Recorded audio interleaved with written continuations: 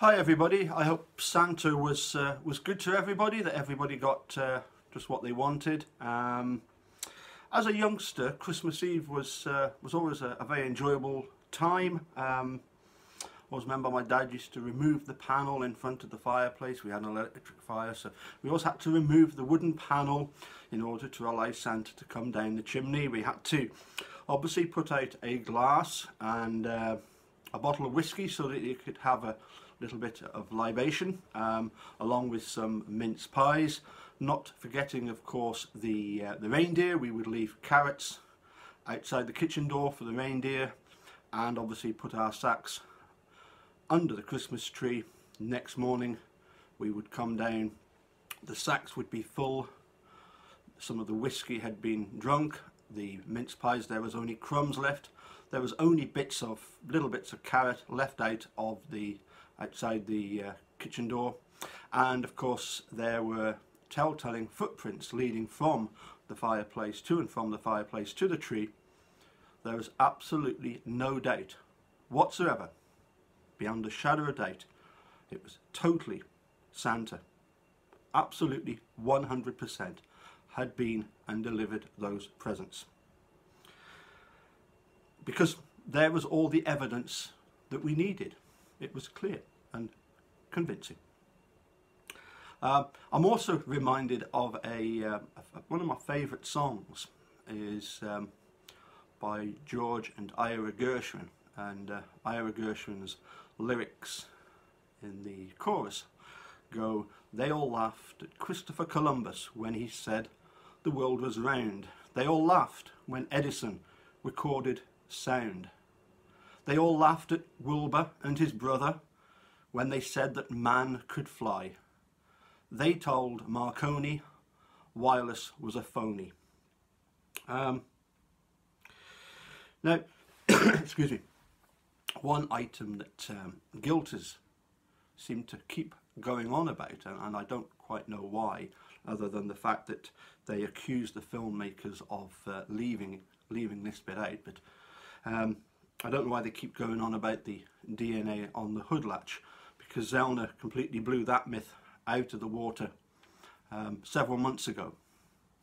To put it bluntly, if Stephen Avery opened the bonnet of that RAV4, he didn't use his hands, so they don't call him Clever Dick for nothing. Blood inside the car. Plenty of blood inside the car, but none on the bonnet, or on the bonnet catch, or on the battery, or on the battery cable, or anywhere inside the engine. And the same with DNA. There's none of that. This is why we need to get hold of, Zellner needs to get hold of that RAV4 and to thoroughly test all the items, like the battery cable, the battery, bonnet catches, etc., etc. Because there might in fact still be some DNA from the genuine perpetrator or traitors. The key, again, it's one of these things where you wonder why we keep going on about this. You know, there really doesn't need to be any explanation about the key. The key has been completely busted. As I say, we need to look at the more important implications.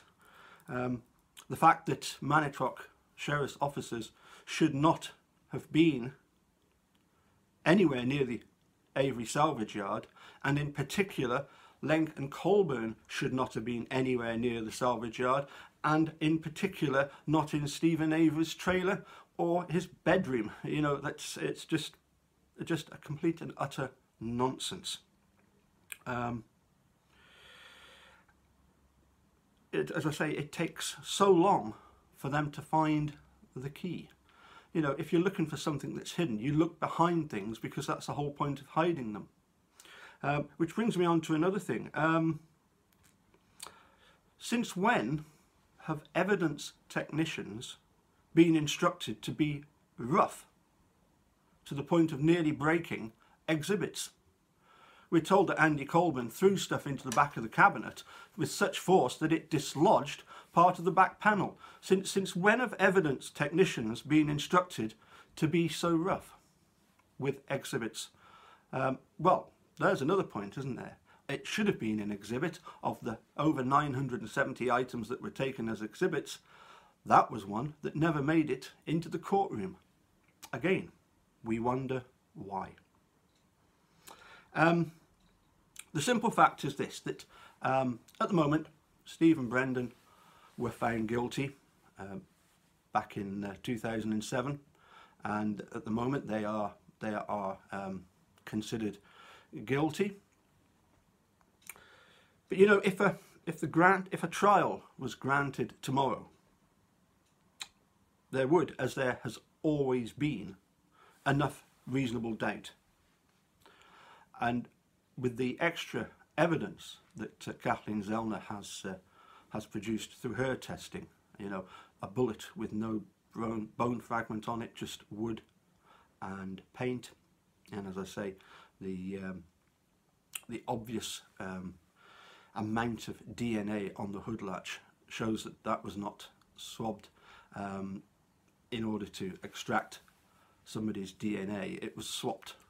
It's laughable, isn't it, that Ken Kratz talks about people would have us believe that there's officers going around with DNA. Well, yeah, that's many a true word spoken in jest. I like his style on a few things. He does actually say things which are absolutely true, but he does them in such a way as to make it sound ludicrous. That's one thing that I will give to Ken. He, as I say, many a true word spoken in jest. As I say, some guilters simply want to see Steve and Brendan stay in prison in order not to upset the current status quo. They can see that there could be huge damage. Some people simply don't like the idea of law enforcement being criticised and being scrutinised to the nth degree. Some are more enlightened and they do want the truth. Obviously, they would like the truth to ultimately show that Stephen and Brendan are not innocent. They don't want it to be that they're proven wrong. But some of them are open-minded enough to realise that they might have been backing the wrong horse. As I say, we simply need more testing to further the investigations. That's all that we're wanting at the moment. We want further testing. As I say, we're truthers. We believe that Stephen, Avery and Brendan are innocent, but ultimately what we want is the truth. And the truth is not what was presented at trial. Ken Kratz won his conviction. Again, why? Because of the coercion of the jurors, and that has obviously come to light. A particularly foul-mouthed guilter got in touch on Christmas Eve. All I would say is that once you start hurling obscenities, you've lost the plot.